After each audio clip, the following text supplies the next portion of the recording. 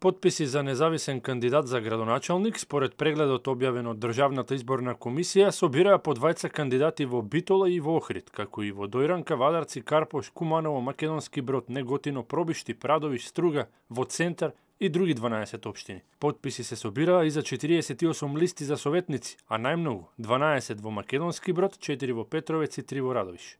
До 9 септември на полноќ советнички листи и кандидатури за градоначалници ќе поднесуваат и партиите, а до тогаш трае јавниот увид во избирачкиот список. Од 21 август досега во него увид направиле над 16.000 лица.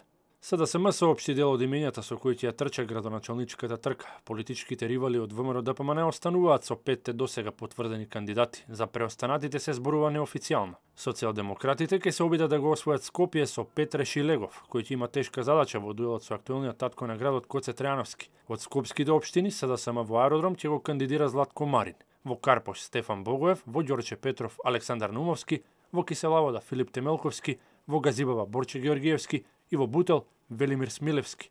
Со кого ќе одмеруваат сили за сега само се шпекулира. Веројатно е дека Ивица Коневски и Стефчо Акимовски ќе се обидат да добијат нов мандат во своите општини, а поранешниот министер за транспорт и врски Владо Мисајловски и пратеникот Јохан Трчуловски се споменуваат како опции за Ѓорче Петров, односно за Киселавода.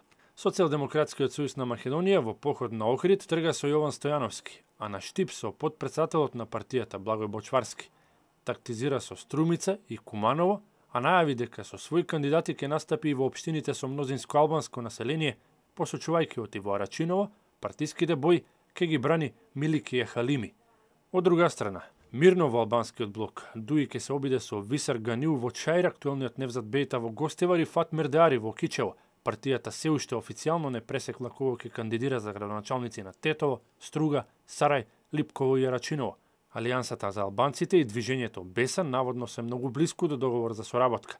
За сега сигурно е дека министерот за здравство Таравари ќе се обиде да седне во градоначалничката фотелја во Гостивар. Еден од независните кој веќе ја предал кандидатурата во ДИК е Андреј Жерновски. Првиот човек на Центар реши да се обиде како независен и да не ја чека одлуката на СДСМ, од каде би можеле да изненадат со министерот за администрација и информатичко општество Дамјан Манчевски.